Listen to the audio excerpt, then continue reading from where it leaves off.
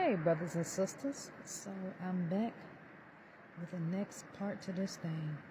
Now, this one's going to be speaking on intercession, right? Just a reminder, or for those who don't know, the new people, I have indeed talked on intercession in a past video. I believe the video is called Family Matters, if you want to check that out. So I'm going to make this video pretty brief. Now, I'm going to touch on a little bit more, though, just for the new people. Now, if we go into Ephesians 6:18, it says, "Pray in the Spirit at all times and on every occasion. Stay alert and be persistent in your prayers for all believers everywhere," right? And we're going to revisit one of these a little bit later on, but let's continue. Stay alert and be persistent in your prayers for all believers everywhere. That is none other than intercession, and you probably heard that before. Oh, we're going to do an intercessory prayer, or something along the lines of that, right?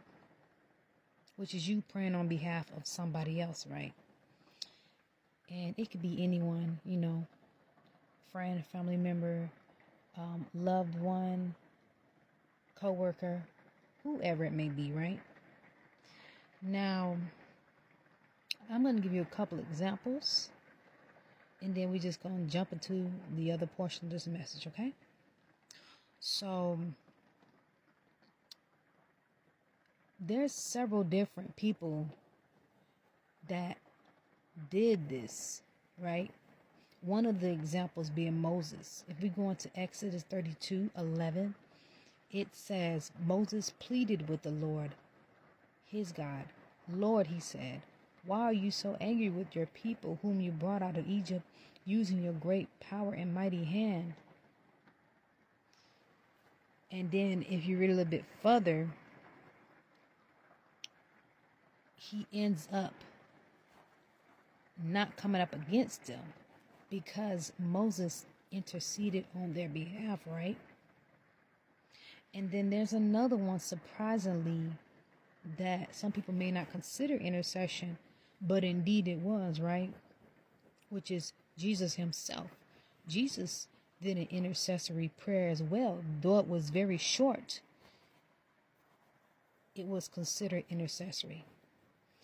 Now, if we go into Luke 23:34, it says, and this is when he was crucified. Then Jesus said, "Father, forgive them. They do not know what they're doing." Right? That is a prayer of intercessory in itself as well. So there are several different other ones, but I'm not going to get into all of them. Now,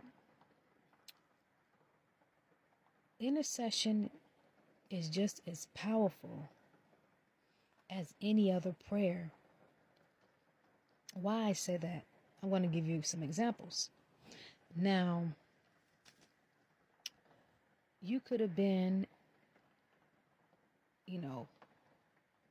a drug dealer, an escort, and the list goes on and on and on. But by the grace of God, you're not doing that anymore, right? Glory be to God. And you were known for this particular thing in town, right?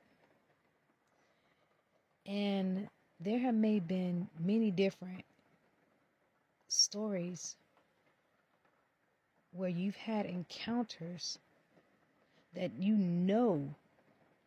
should have taken you out in the natural, right? You shouldn't even be here. And it can't be explained, right? And maybe there's some people that are that may be experiencing those type of things, and they may not be aware, but these people who have been saved, they know that they had been doing wrong, right? And it was a sin what they were doing. But they just probably felt like there was no way out. Or they couldn't do it on their own. They couldn't. And the Lord threw a preacher kid into the mix for some reason. Maybe you are a preacher kid who hears this message, right? And what it was is the prayers that your mom, dad, grandma, granddad, auntie, and uncle prayed over you. Or who, it may not be either one of those. Maybe somebody you don't know. But those prayers have covered you until you reach the appointed time. Or for some who aren't saved, for the appointed time that is yet to come. So I just want to go ahead and give you an example of this thing, right? Of how you can go about it. You can add, take away, however you want to do this thing, okay?